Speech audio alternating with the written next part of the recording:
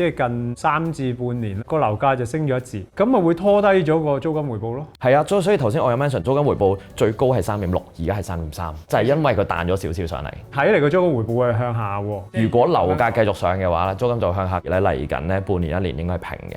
應該係個升勢會放緩嘅，因為過去1年升得1成啊嘛。即係應該話嚟緊呢大半年嗰個樓價可能要買樓嘅其實差唔多，唔會差太。咁我可以等下先喎，如果係咁。你可以睇多啲盤咯。講真，其實冇乜盤睇嘅，因為放盤嗰啲業主，我自己估嘅啫，覺得有排升。急勢嘅上升嘅時候，佢未聽阿嘉文兄分享呢個，你知唔知你即將要持平啊？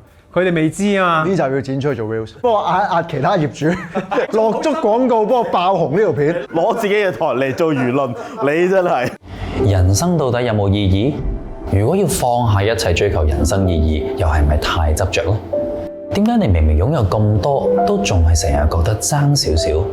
你以為自己欠嘅係一個答案，但其實你只係一直放唔低，一定要揾到答案呢種執着。會上學，人生就是不停地放下，佛法輔導入門。